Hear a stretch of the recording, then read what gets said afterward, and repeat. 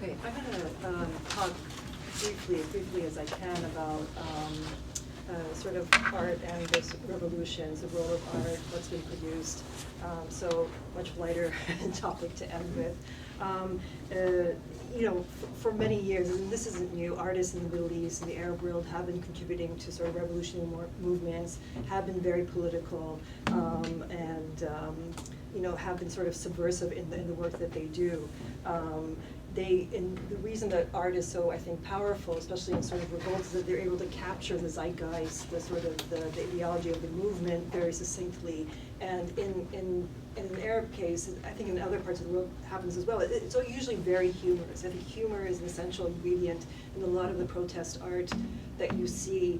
Not just, I'm only going back as far as 2011 to Tahrir, but also in the past year or two with the more recent uprisings that we have. Artists have been targeted by governments in the Middle East for you know, as long as we can remember. This is nothing new. I mean, artists, political caricaturists, if you like Najib Ali, a Palestinian cartoonist, was killed. Ali Farzad, who was a Syrian political cartoonist in the early days of the Syrian war, was, you know, his hands were broken because of all the cartoons he did. So artists are very brave in the sense that they challenge the governments, they're subversive, and they're often very much targeted by these regimes. So I'm going to look at very briefly at three kind of artists and regions. One of them is Egypt, and this is this is a famous cartoon by an artist called Mohammed Fahmy, or Ganzir, which means chain. He's you know, he started during Tahrir. He did some artwork, but this was produced in September of last year and went viral. And this is something that I think new with the art form that's produced now, as opposed to say in 2011 in Tahrir, in the sort of Syrian civil war, what have you, at the beginning, is that, you know, there is the sort of digital technology that we had back then, which was Twitter and Facebook, but it's sort of, you know, gone in overdrive now. We didn't have Instagram, it was present, but it wasn't as popular as it is today. So these things are produced on Twitter, and then they're sort of published and printed by people and stuck around. I actually saw it in Houston. I was there over Christmas break. So he actually lives in Houston. He's in exile. Another sort of, so we have sort of visual art. We also have musical art, song, and again, not something new. If you could think about artists like Sheikh Imam, who wrote a lot of protest songs during the years of, he's an Egyptian artist, him and Muhammad Najm during the years of Nasser and Sadat. Anyway, Rami Issam, very famous singer. He's known as sort of the singer of the revolution, appeared in Tahrir in 2011. Just a shameless plug, he is performing this summer here in Detroit again in Dearborn at our Jama festival, so you should come. He was here last summer. He's currently also in exile in Sweden, and he's done a series of songs. He's in exile. He's not allowed to go back. Well, he could go back, but he will be arrested. His passport apparently was taken. And this song, Belaha, I don't think we have any time. I could play. It's a lot of his songs, like most of these sort of political songs, are satires and biting commentaries and criticisms of, in this case, Mohammed Sisi, the president of Egypt. And he calls him a balaha, which is a date, but it's also a reference to something stupid or somebody stupid.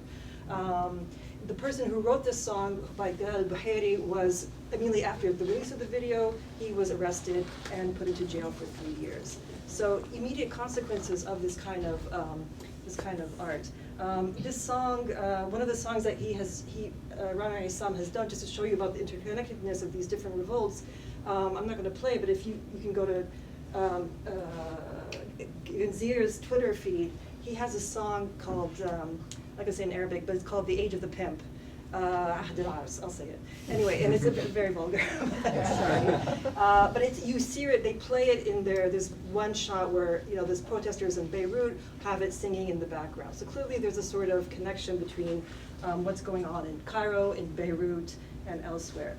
Sudan, I want to sort of finish up with Sudan. There's a lot of interesting street art that's been happening since the revolt uprising started last December in 2018. You know, once these austerity measures were released or announced, rises in food price, and there was a kind of mass, you know, uprising and revolt and demonstration against the president and its regime in Sudan that eventually brought down Bashir. So a lot of street art, like I said, a lot of it's sort of organic, responding immediately to the moment. And this is sort of what we see in a lot of the street art that is produced in these uprisings. They're very much for the public sphere, for public consumption. So this says, if you do not receive freedom and peace and justice, don't leave your places, don't leave your positions. For many others have died for that cause. So sort of slogans, uplifting the spirit of the people. So this art is also documentary, it's documenting what's going on, but it's also can provide a sort of hope for the future. A lot of digital art again is used, and also kind of distributed digitally, so that's a very important, like I said, factor, and we see it in Sudan as well. This is the Blood Loaf by Abdurrahman al-Nazir. We see a lot of women in the protests. I don't know if you remember from last winter, spring. Very much, women were out on the streets, and we see echoes of this also in Lebanon right now. A lot of women are there. It's a women's revolution, and this is by a cartoonist or an artist called Ala Satir. She says, this revolution is a women's revolution. Literally, girls would think she was a women's revolution.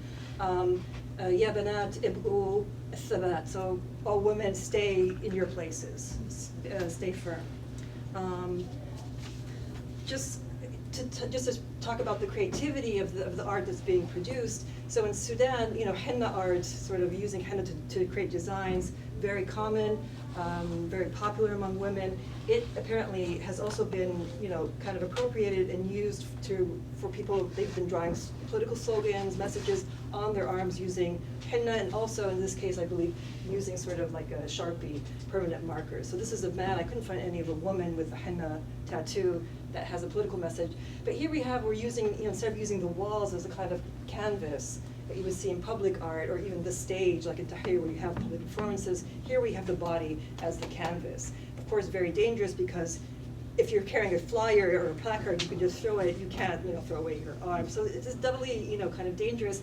And for me, it reminded me of what you see on the right is a Palestinian thobe, or traditional dress that was produced during the first Intifada in the late 1980s. It's called an Intifada dress because on it has images or embroidery of the Palestinian flag, the Palestinian colors, which were prohibited by the Israelis to be shown. So what the women started to do, and this is not traditional embroidery, we don't have the flags, they started embroidering the flags and the colors as a way of showing protest. So somehow taking this sort of traditional form of art and appropriating it for the purposes of the political situation. That's it. Okay. Thank you.